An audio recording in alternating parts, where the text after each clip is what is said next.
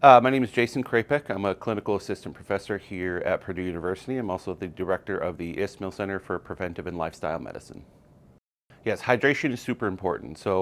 Hydration plays a role in basically every physiological process in our body, especially during the summer months where we are losing body water through our sweat as well as electrolytes. It's super important to stay hydrated. It's basically our first line of defense against any heat-related cramps, heat exhaustion, heat stroke, etc.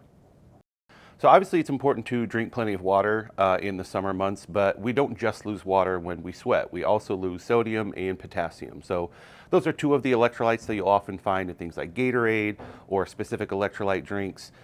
We can lose up to about 950 grams of sodium per liter of sweat. And especially on hotter days when it's humid, we sweat quite a bit. So even something like a Gatorade, which is kind of more of a carbohydrate supplement type of drink, it does have some sodium in it. Some things with higher sodium contents are really important to replenish those electrolytes.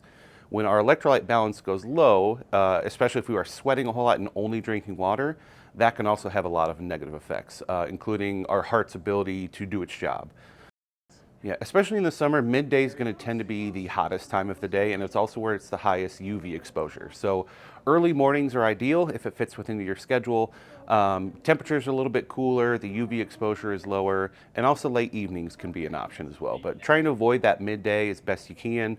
Now, if you work a job that outside that is very physically demanding, you can't really avoid it, but really, pay attention to staying hydrated because you're at higher risk during those midday temperatures.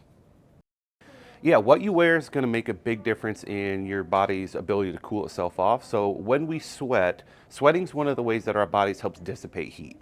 So when our body senses that our internal temperature is getting too high, whether that's from the external weather or even doing workouts in an air-conditioned environment, our muscles produce heat when they're working.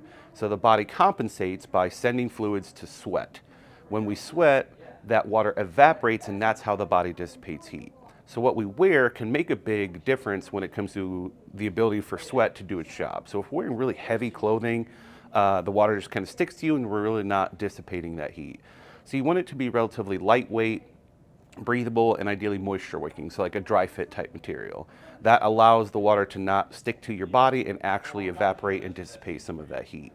Especially on sunny days, wearing a hat, sunglasses, protect your eyes, and sunscreen is super important. So yes, there is benefits to getting some vitamin D for the sun, but especially if you're going to be out for longer than 10-15 minutes, make sure to wear sunscreen to kind of keep the skin protected, and that will be super helpful. So heat exhaustion is kind of the warning sign that could potentially lead to heat stroke. So some of the things that are associated with heat exhaustion are we'll start to see a rapid pulse, really heavy sweating, sometimes even cool, dry, clammy skin, a little bit of dizziness, fatigue, headaches sometimes. That's the warning sign that right now we need to get to a cooler area so that we're not overheating ourselves. If we don't pay attention to those warning signs, it could progress into heat stroke. In that case, we'll often have a rapid, strong pulse because it's your body really trying to compensate to lower its body temperature. Heat stroke often happens around that 104 or above degree temperature of the body, which the body does not like being that far away from its typical 98.6. Dizziness can progress into things like fainting, dizziness. They could become unconscious. And it's a very medically dangerous situation to be in. So if that does happen, immediately call 911 and rapid cooling of the body. So getting ice on areas like your neck, the groin, the armpits that don't have a lot of fat insulation, we can get that cool temperature to dissipate some of that heat.